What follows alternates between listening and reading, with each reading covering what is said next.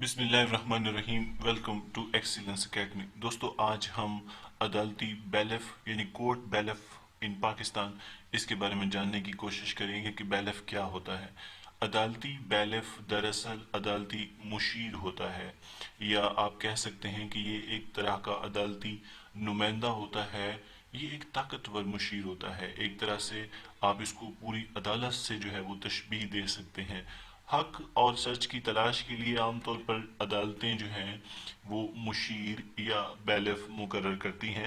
اس کے لیے آپ کو عدالت میں پٹیشن درخواست دینی پڑتی ہے اور عدالت اپنا نمائندہ جسے کہ بیلف کہتے ہیں مقرر کرتی ہے۔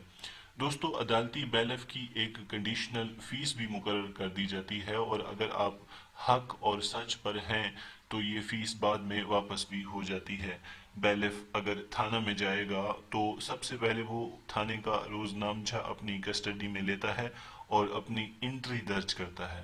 اگر کچھ وہاں سے برآمد کرنا ہو، مثال کے طور پر آپ نے ایک بیلف مقرر کرایا کہ آپ کے کسی دوست کو یا رشتہ دار کو تھانے میں جو ہے وہ بے جا رکھا گیا ہے، تو بیلف اس کو برآمد کرائے گا اور عدالت میں اسے پیش کرنے کا حق بجانب ہوگا۔ یاد رکھیں کہ دیوانی کے مقدمات میں جو ہے وہ بیلف کم مقرر کیا جاتا ہے۔ اب ہم بات کرتے ہیں کہ بیلف کب کب مقرر ہو سکتا ہے۔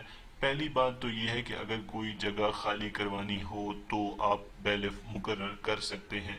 اگر کوئی رکاوٹ بنتا ہے، ریزسٹنس کریٹ کرتا ہے، تو بیلف کو یہ حق ہے کہ وہ تالا توڑ کر اپنی چیزوں کو جو ہے وہ ریکور کرانے کی کوشش کرے۔